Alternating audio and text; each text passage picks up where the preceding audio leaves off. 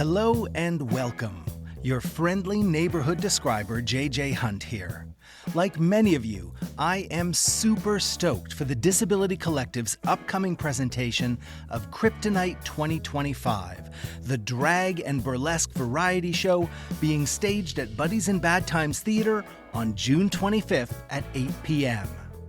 Drag and burlesque is a ton of fun, but described performances are incredibly rare, so lots of folks in the blind and low vision community might not be familiar with the visuals, aesthetics, or performance style. To help remedy that, today we are going to do a burlesque description primer. We're going to talk a bit about the history of burlesque, we're going to break down the aesthetics, we're going to talk about some of the subgenres, and we'll describe some of the classic burlesque dance moves. We'll also talk a bit about drag and the visuals of exaggerating and caricaturing gender expression. We'll then get into the visuals of CRIPtonite 2025. I'll describe the performers on the bill, their costumes, their vibe, and I'll talk a bit about Buddies in Bad Times Theater and go over the accessibility offerings that the Disability Collective is pulling together for the night of the show. My voice is the one you'll be hearing in this episode, but the work for this primer has been done in collaboration with my good friend and colleague, Christine Malik, who, as most of you know, is a world-class accessibility consultant and a member of Toronto's blind community. A huge thanks also goes out to Ivory, that fierce burlesque performer, among many, many other things, who joined us last episode and gave us a great introduction into burlesque and offered guidance on how to cover the visuals and the style of the art form. Okay, enough chit-chat. Let's get to the bump and grind, shall we? The aesthetics and performance styles of modern burlesque have very strong roots that go back hundreds of years, so we should touch on that history at least a little bit to help us understand and appreciate the burlesque acts that performers put together today.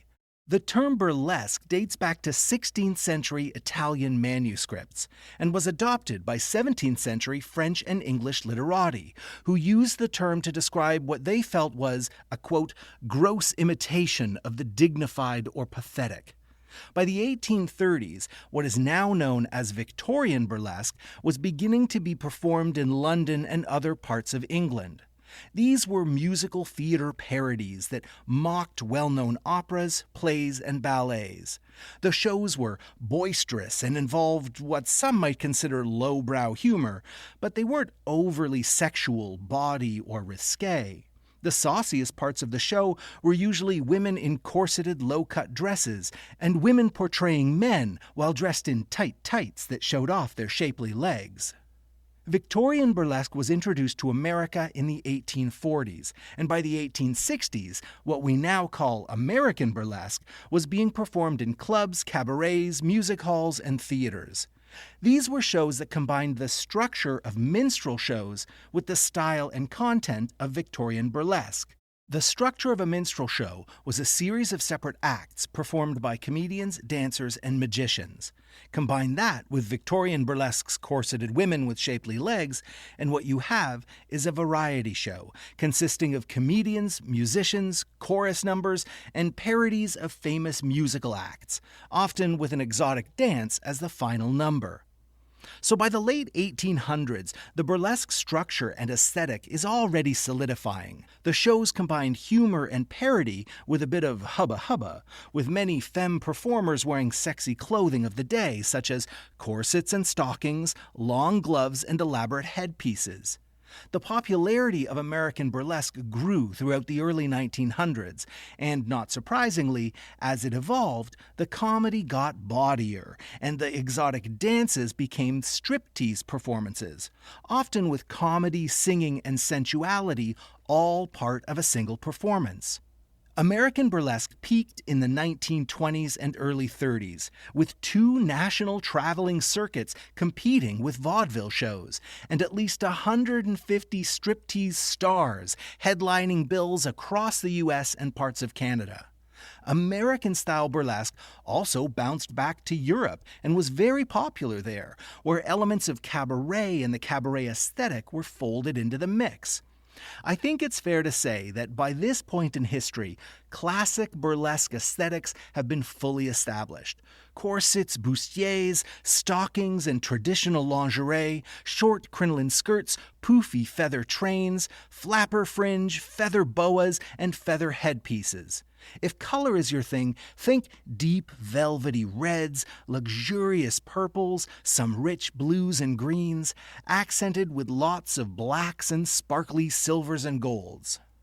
Now, by the 1940s, Prohibition had hit burlesque theaters hard, and stage nudity in the form of straight-up strip clubs was increasingly common, so burlesque fell on hard times.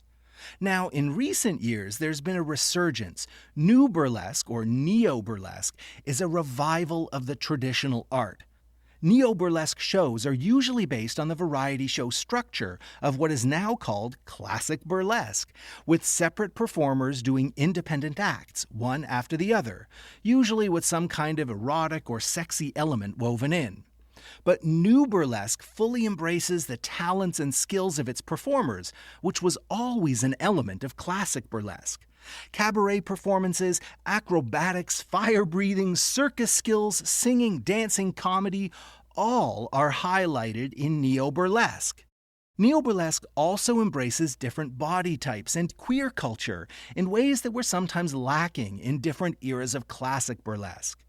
And while the sexual gratification of straight male audience members might have been at the core of the classic burlesque business model, that certainly isn't the case for neo-burlesque, which is rooted in a feminist spirit. In today's burlesque, self-expression, personal politics, and any number of motivators I can't possibly speak to are all part of the package for performers. And audience members of all kinds are entertained, challenged, inspired, and titillated by the performers on stage. Neo-burlesque has also spun off into subcultures and subgenres, like boylesque, in which male or male-presenting performers use the aesthetics of classic burlesque and perform burlesque-style striptease and saucy comedy acts. Or nerdlesque, which is really taking off here in Toronto, by the way. Nerdlesque takes nerd culture like superheroes, comic books, sci-fi, fantasy, video games, cosplay, and combines them with burlesque, with incredibly fun, hilarious, and very sexy results. Gorelesque is horror burlesque, clownlesque is burlesque clowning, the list goes on and on. We truly are living in a remarkable age. Okay, so now we've established a bit of a history of burlesque and described some of the core aesthetics. But what about the performances? Obviously, there's no encapsulating all the styles of burlesque performances in a single summary description. But what I can do is talk a bit about some of the classic burlesque routines and tropes and break down some of the key postures and moves. Let's start with the very basic. The core of the art, the dance with the most and the least, the striptease. Now, it goes without saying that with a classic striptease, the performer begins wearing clothing and ends wearing much, much less. The key to the dance is right there in the name, strip and tease. Yes, the performer is removing clothes, but they tease the audience along the way. Generally speaking, the first things to be peeled off reveal less.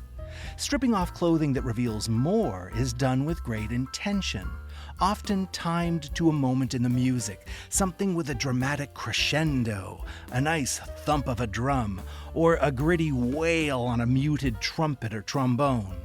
But clothes don't come off right away. The performer will hint at what they're about to do. They hint with their eyes and expression, a knowing smile, a raise of an eyebrow, a suggestive jut of the chin, but also by drawing a hand over their body part or article of clothing, directing the audience's attention. Then comes the tease. A zipper might be slowly pulled down, then get pulled back up, before being pulled down once again. Elements of the striptease can be found in all kinds of burlesque, from the most classic to the most contemporary. One of the most popular routines is a chair dance. From cabaret to flash dance, the chair dance is everywhere because it relies on only two things: a humble chair and an athletic performer. Think about how many ways a creative and limber person can sit on, lean on, or lie on a chair. Sit facing the audience, legs crossed or spread open. Flip the chair around and straddle the seat with the flat back covering what would otherwise be revealed. Stand and lean on the back of the chair, legs straight, bum high. One foot on the seat to slip off a stocking. Lie back on the seat, back arched, legs kicking in the air. Hook your leg over the back, slide down off the seat, or stand on it like it's a pedestal. The humble chair is the burlesque performer's very best friend.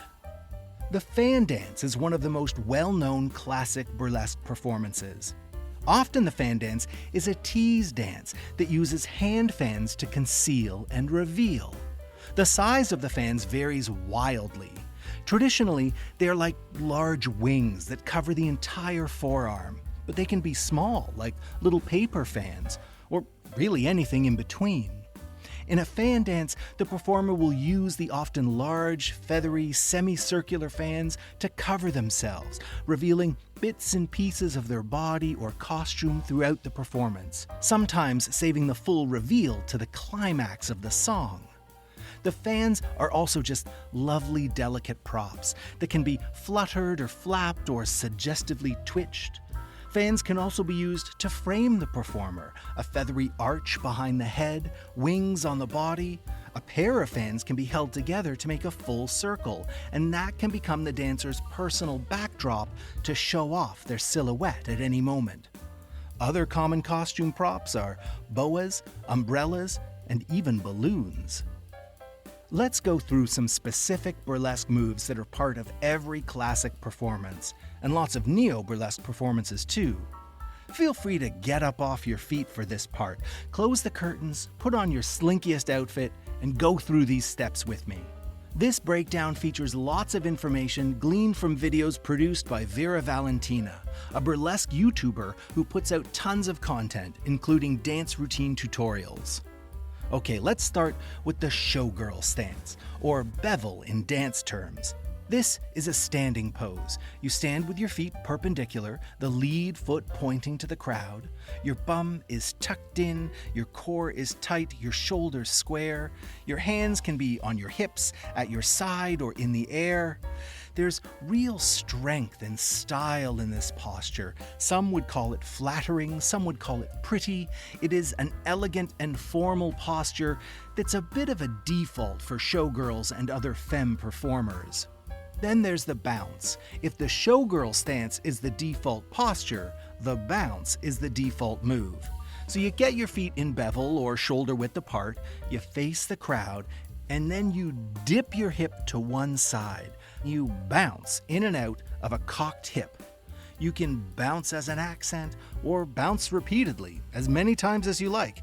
Bounce and bounce till you or your audience just can't take it anymore. Okay, how about the shimmy? In the shimmy, your shoulders are square, you're facing the crowd, and you shift your shoulders back and forth, quickly, leaning forward ever so slightly. This, of course, shakes your breasts in a delightful, bouncy manner. If you do it quickly while wearing tassels, it can lead to a tassel twirl.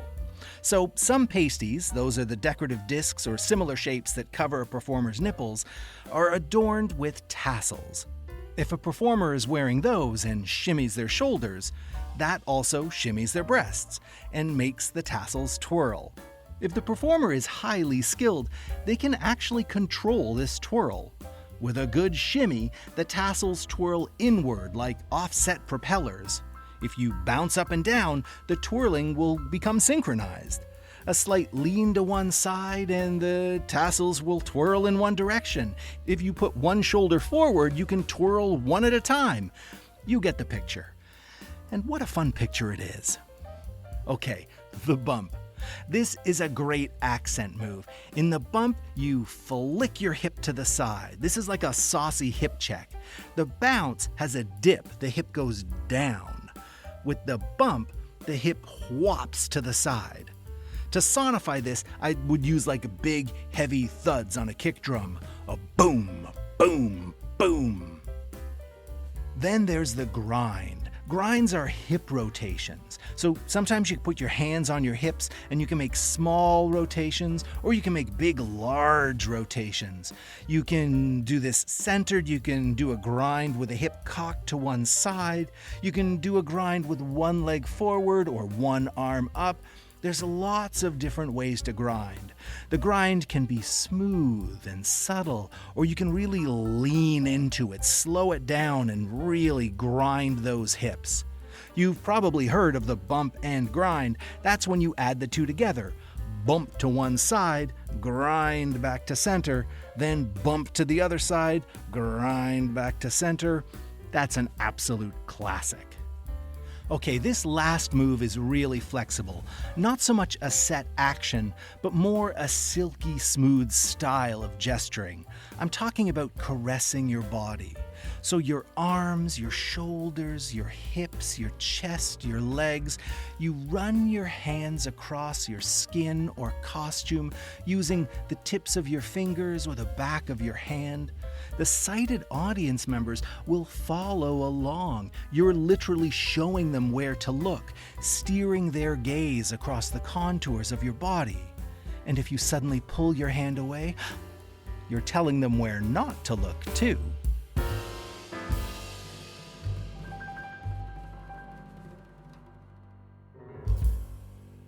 Let's talk a bit about drag.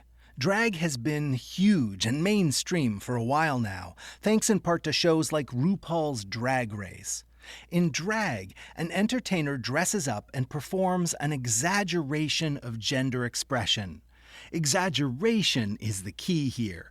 Drag performers caricature ideas of femininity, masculinity, and all forms of gender expression. I recently heard one performer refer to drag as gender clowning, which is a really helpful way to understand how extreme the visuals of drag can be. It's not that drag performers are clowns, not at all, but the way a drag performer dons extreme makeup, wigs, and costumes, and then exaggerates the mannerisms and attitudes of various gender expressions is very similar to the way a clown dons makeup, wigs, and costumes and exaggerates common emotions and scenarios. Most of us know drag queens. That's usually a male-identifying person dressing up as a woman. But of course there are also drag kings. Those are women performing as men. There are also bio queens and bio kings. That's when a person wears costumes and performs an exaggerated version of the gender they already identify with. Comedy and lip-syncing are staples of drag performances, both of which will be part of CRIPtonite 2025. CRIPtonite 2025 will feature a slew of amazing performers. To help us accurately describe them to you, we put out a request for robust self-descriptions, and boy, did your performers ever deliver. I introduce to you the CRIPtonite 2025 lineup, as described by the performers themselves. Our host for the evening will be Theodore Walker Robinson. Theodore is a medium brown-skinned, non-binary black person who has long black dreadlocks with blonde highlights that reach all the way down to their waist. Ace Monstera is a transmasculine and non-binary drag king who is tall and slender and has an ass that doesn't quit. Their face is painted in clown white makeup, eyes set against the blend of dark blue, purple, and red eyeshadow beneath two thin black arched eyebrows. Their lips are painted shiny red with a black outline beneath a wispy black mustache. They have a large heart-shaped black ink tattoo on each thigh and sticker sleeves of multiple small to medium black ink tattoos on their arms. For their first number, Ace will be wearing a chin-length black bob wig with short micro bangs and a purple and black baseball hat. They'll have on a large black button-up coat, black slacks, and black character heels. And underneath the coat, they'll wear a purple button-up shirt with a clip-on tie, and beneath that, well, that's for them to know and you to find out. For their second number, they'll be wearing a long and heavily volumized half red, half black wig and a long red robe. Paul Amory is a handsome, non-binary and queer performer. He is short with a medium build and light skin tone. At CRIPtonite, he'll be wearing loose-fitting black leather pants, a black suit jacket, a white dress shirt, and a black tie with black Oxford shoes.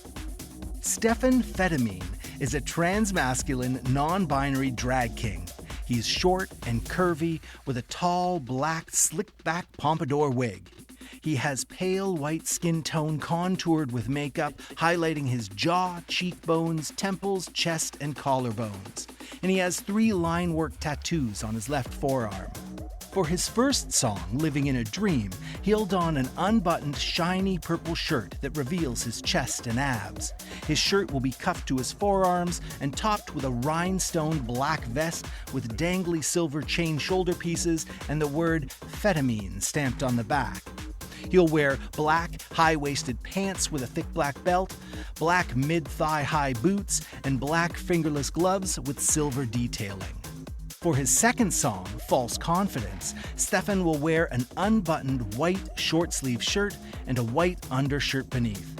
He'll wear black pants cuffed at his calves, he'll have a loose black tie draped around his neck, and he'll be barefoot, carrying a single red rose. Delicia Pastiche is a tall, fat, non-binary performer. They have light skin tone and colorful tattoos across their arms, legs, and torso. They have long, pale hair worn with a red bow, and they have eczema visible on their chest and small surgical scars on their stomach.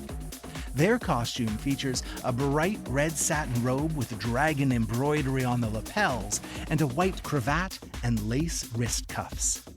Lexi Libby Doe is a tall, lean, and muscular genderqueer performer. They have short, slicked-back brown hair, elf ears with silver piercings, and medium light skin tone. Their body is adorned with multiple grayscale blackwork tattoos, including an hourglass, a rose, and line art of fingers being crossed for good luck.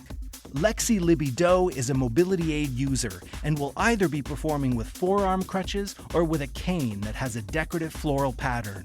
At CRIPtonite, they'll be wearing denim thigh-high stiletto boots, black booty shorts with corset lacing on the sides of both legs, beige trans tape, and a bralette with a floral pattern under a cropped dark suit jacket.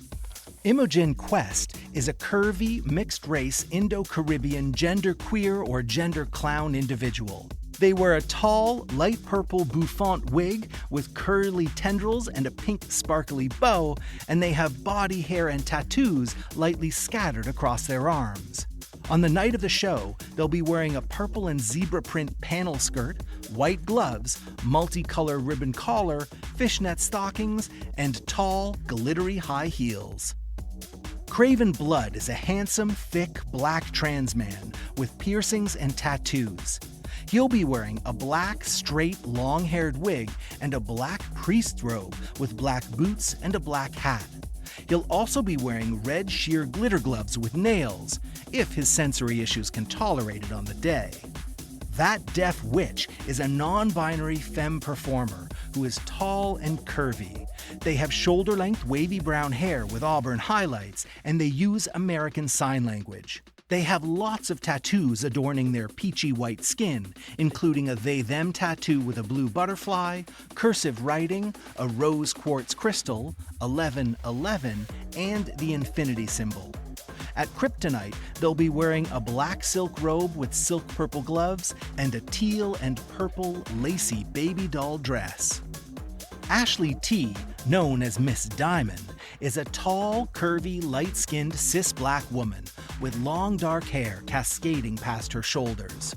She'll be wearing a long black gown with thin straps, long black satin gloves, glittery earrings, black shoes, and beneath the gown, a black bra and miniskirt. Beneath that, well, hey, just come to the show and find out. Zella Bones is an Asian autistic femme-presenting fantasy with thick, long black hair and sleeve tattoos of foxes, skulls, wolves, and swords. Zella defends their curvy waist and short body from sexual abuse and violence with a hairpin. She'll be wearing 2 robes inspired by Chinese Hanfu clothing, tied tops, wraparound skirts, black and red 8-inch boots, and a flower crown. At CRIPtonite 2025, Ivory and Belle Jumelle will be performing together.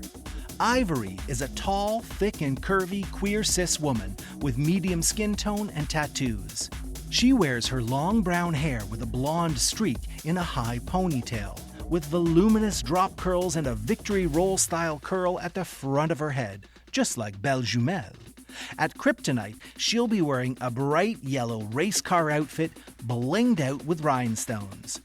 Belle Jumelle is a fat, curvy, and super busty queer cis woman with very light skin tone and tattoos. They wear their long blonde hair in a high ponytail with voluminous drop curls and a victory roll-style curl at the front of her head, just like Ivory.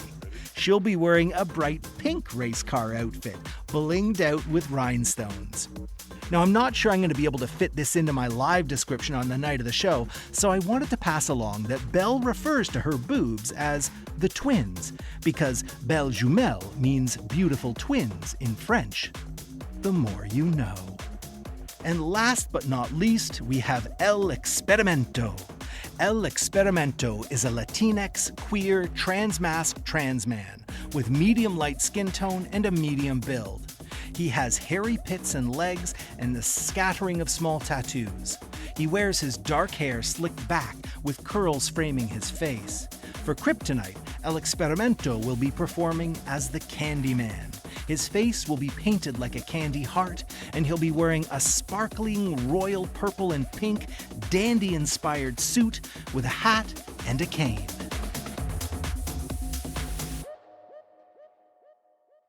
CRIPtonite will be a classic burlesque and drag style event, with our host, Theodore Walker Robinson, guiding us through the evening, and performers taking the stage one set after the other.